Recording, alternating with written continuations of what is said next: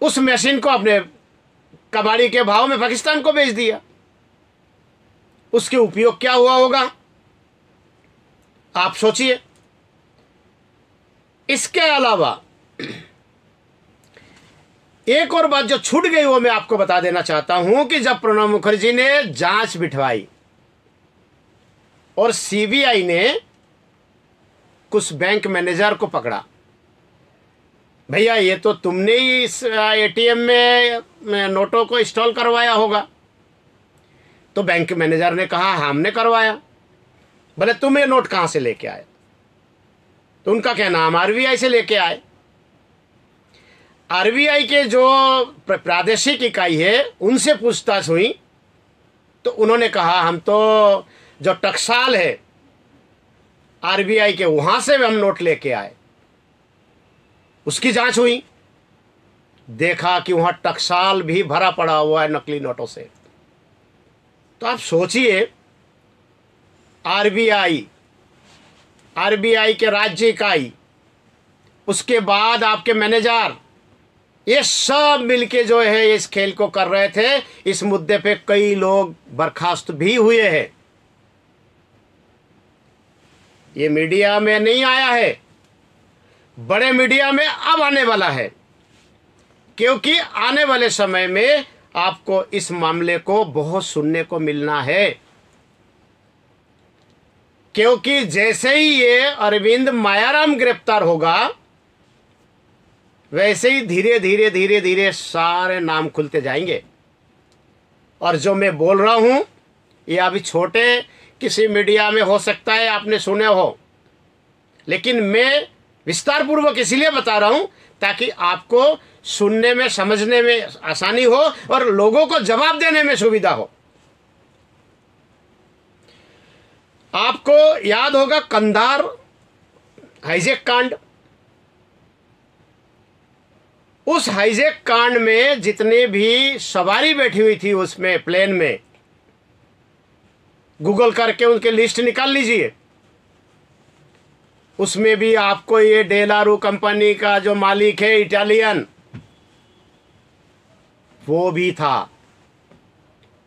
कहा तो ये जाता है कि समझौता ही उसी ने करवाया था। इसके मतलब ये है कि ये गेम आज से नहीं है, वर्षों से चले आ रहे। अब जब ये सारे घटनाक्रम के बारे में 2014 में मोदी सरकार के आने के बाद इनको अजीत डोभाल के द्वारा जानकारी दी गई तो इसके प्लान तैयार किया गया कि इसमें नोटबंदी होना बहुत आवश्यक है। जानकारी तो यहां तक मिली है कि जो 8 नवंबर को जो नोटबंदी की घोषणा हुई, यह घोषणा 11 नवंबर को होने वाली थी, लेकिन इसकी सूचना भी कहीं ना कहीं से लीक हुई। और जब मोदी को पता चला कि पाकिस्तान में बड़े पैमाने पे नोट छाप के भारत में पहुंचा दी गई है और 2-3 दिन में डिस्ट्रीब्यूशन हो जाएगा, तो उन्होंने ताबड़तोड़ 8 तारीख को ही इसके घोषणा कर दी कि अब तुम्हारा जो करेंसी है, जो भारत के करेंसी के बराबर तुम लोग बेचना चाह रहे थे, वो कचरा हो गया। यही से पाकिस्तान जो है आर्थिक संकट से जूझना शुरू हुआ। अभी एक शपथ पत्र दिया गया सुप्रीम कोर्ट में भारत सरकार के द्वारा, उसमें कुछ इसके हिंट्स दिए गए कि नोटबंदी क्यों किया गया, क्यों जरूरी था। लेकिन दोस्तों मानना पड़ेगा कि मनमोहन सिंह मोदी से मिलने के लिए क्यों गए थे। अब समझ में आ रहा है कि मोदी से मिलने का कारण उनका ये रहा कि उन्होंने कहा था कि अगर ये बात पता चल जाए कि हमारी जो करेंसी बाजार में चल रहे थे वो लगभग 3 गुना बाजार में जो है नकली नोटों का चलन था, दुनिया में बदनामी होगी। यही कारण है कि उन्होंने मुंह बंद रखा, लेकिन सीबीआई जांच करती रही और अब अरविंद मायाराम के रूप में राजदार समझकर ही उन पर हाथ डाला गया। बहुत जल्द वो गिरफ्तार भी होंगे। क्या फैलाया गया कि वो राहुल गांधी के यात्रा में शामिल हुए इसीलिए उनके वहां सीबीआई का छापा पड़ा? नहीं, इनको 2017 में नोटिस दिया गया था कि आओ आके आप जवाब दो कि आप वहां मुख्य भूमिका में थे, आपके साइन से ऑर्डर दिया गया है, लेकिन वो जवाब देने नहीं गए। तो यही कारण है कि अब ये जो बम है ये फूटने वाला है। हमें अब बहुत आसानी से समझ में आ जाएगा कि नोटबंदी क्यों की गई, पाकिस्तान क्यों भिखारी बना, इस देश के उन नेताओं की आर्थिक स्थिति सुदृढ़ क्यों हुए,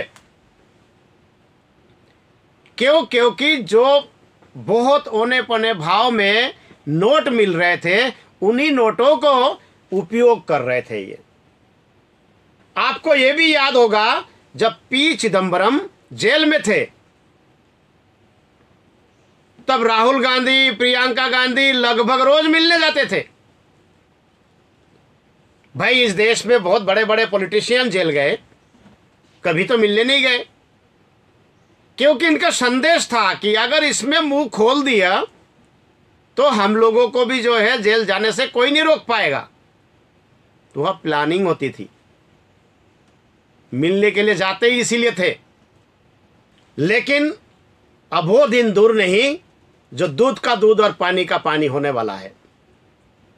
इस देश को खोखला करने के लिए कौन कौन लगे हुए थे ये सब सामने आने वाला है। एक और आश्चर्यचकित बात आपको बताना चाहता हूं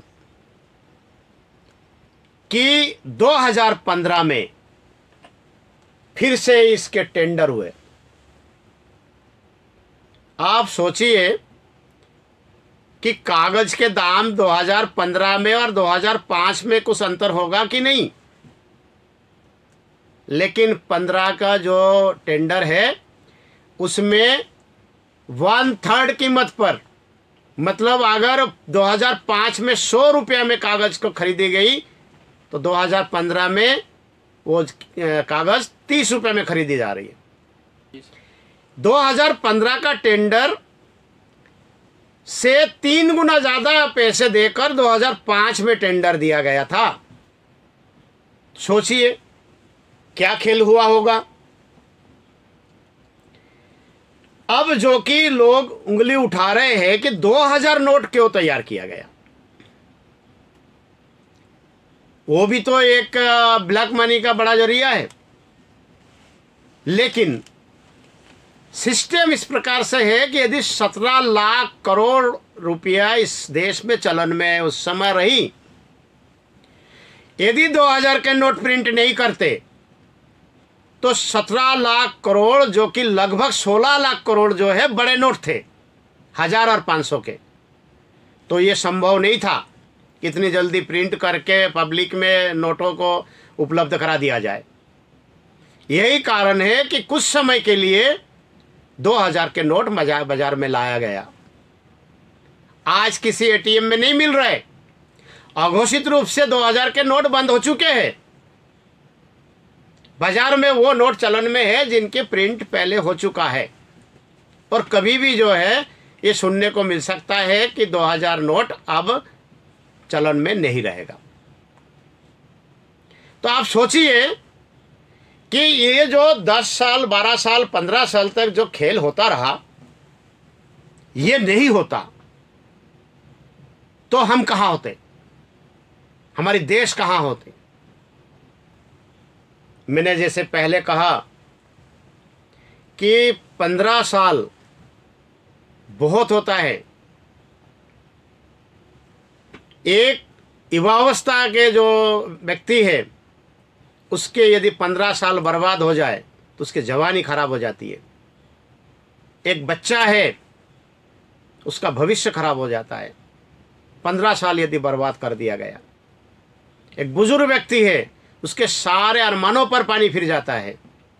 और यही सब किया इन लोगों ने। सुनने में ये आ रहे हैं कि अभी भी डेलारू कंपनी देश के भीतर कई प्रकार के गतिविधियां ऐसा चला रहे हैं जो राष्ट्र विरोधी हो। तो दोस्तों, देखते हैं ये प्रकरण कहाँ जाके रुकता है और कौन कौन जेल जाता है। धन्यवाद।